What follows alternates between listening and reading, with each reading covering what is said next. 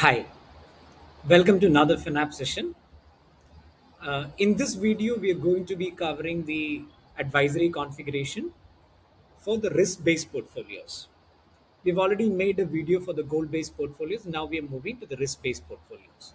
Okay. So just to give a quick context of somebody who has not seen the goal-based portfolios, a quick background about what we're doing here. Uh, I'm hoping that you've already seen the kind of recommendations that we're making at a fund level. We already have fund recommendations that we're making under the fund research, tracking, and whitelisting under the FinApp section. Under funds within the FinApp section, we're giving the recommendations for all the main categories of equity funds, starting from large cap to small cap. And there is a research methodology also that we published over here. So, alongside the recommended funds, we also make recommendations at a portfolio level. Or, in other words, we also create model portfolios and we make it available to our MFD and RIA partners, which is available under research and advisory under the advisory section under portfolio modeling.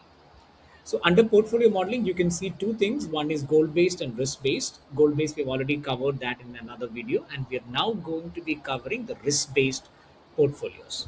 Okay.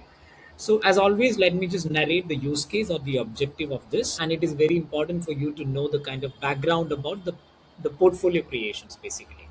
So, model portfolios is a great way for institutionalizing or standardizing your advisory process. And what do I mean by it? It is essentially having a grip or control in terms of the kind of recommendations that we make.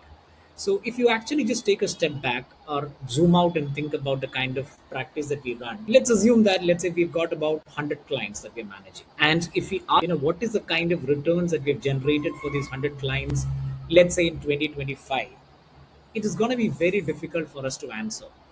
The reason is because their portfolios are very much scattered. It is not essentially in a very standard format.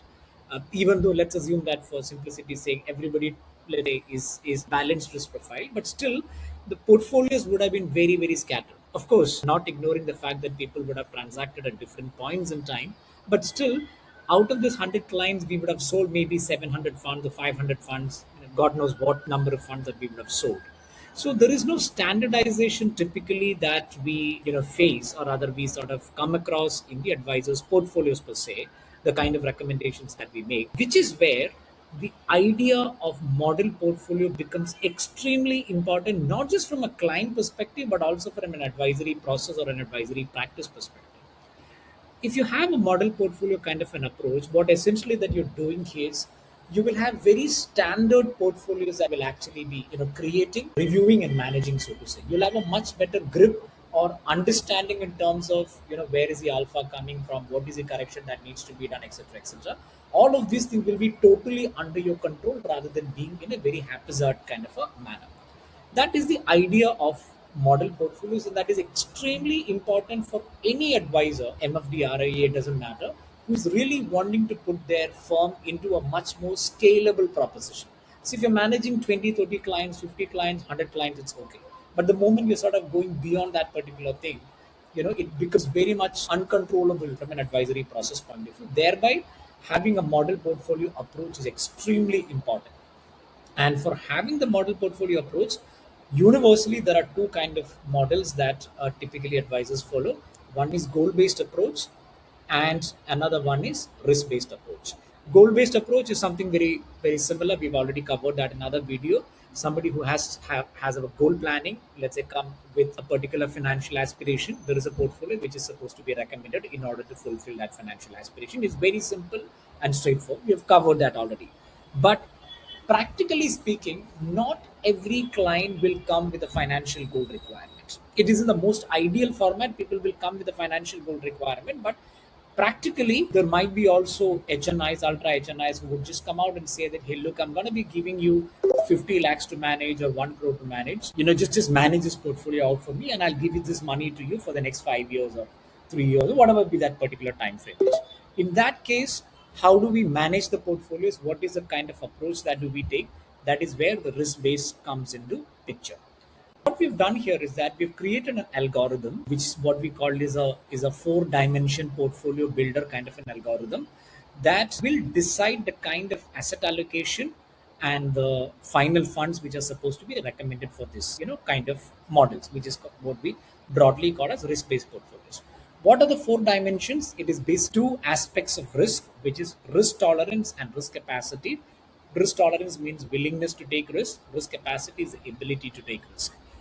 Under the risk profiling, we also have a third dimension to it, which is called as a risk required, which is the most objective part of the risk profile, which is the returns that is required for them to generate to achieve their financial aspirations.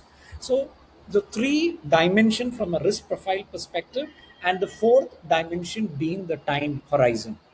So 4D, four dimensions is what we've sort of created, and that's actually available settings. So you can actually have the kind of you can give equal weightages ideally to all the four parameters, and then based on this a portfolio will actually be created. So if you come to the portfolio modeling under the risk base, you see the score which is starting from 20 to 22, which is the first band. It goes until 98 to 100. Okay, now this is basically the scoring band is an algorithm that we've created based on the multiple parameters that I've mentioned before, which is a four dimension of the four parameters: tolerance, capacity, risk required, and the time horizon. So somebody who does a risk profile, assuming that their tolerance and capacity are high, time horizon is let's say 10 years, and the risk required is let's say 12 percentage, whatever. Then based on that 25% weightage, there will be a score that will be assigned to that particular thing. Now, for simplicity's sake, let's say that that particular score is 37. Okay, in that case this particular portfolio will be given to them, which is 100%, sorry, 15% equity, 85% debt, and with an expected return of 7.25%, and this particular fund will actually be recommended to them. So it's a multi-dimension kind of a model, which is extremely important, because the conventional model of risk profile based portfolio is that they were so far taking into consideration only the tolerance or the capacity. Okay, so what happens, so think of it like this, where let's say the risk profile is aggressive, and the conventional model will say that, hey, look, I probably will invest about 90% of my money into equity and 10% of my money into fixed income. But what if the client comes out and says that this money that I'm handing over, it is for a 1 year period?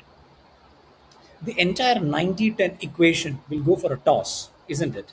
Because, however be the risk profile, the time horizon being 1 year, we obviously cannot expose 90% of the money into equity. So that is where a risk-based 4D kind of a model becomes extremely handy, wherein we can give weightages to different parameters. If the client comes out and says that, hey, look, I'm only looking at returns, even though I'm keeping the money for 1 year, I'm only looking at returns.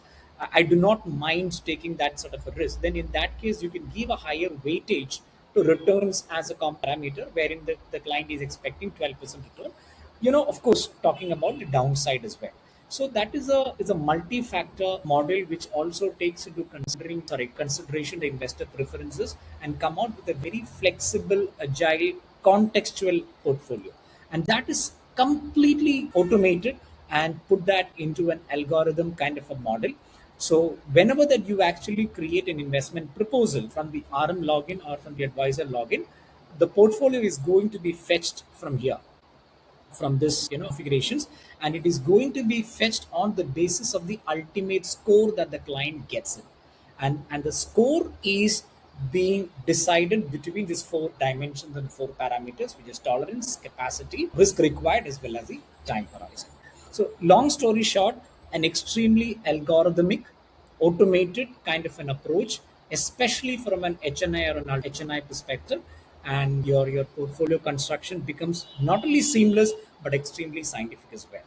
Okay, so if you need any help in terms of figuring your risk-based portfolios and how to use the 4D models, please do write to us or get in touch with your relationship manager. Thank you so much for watching.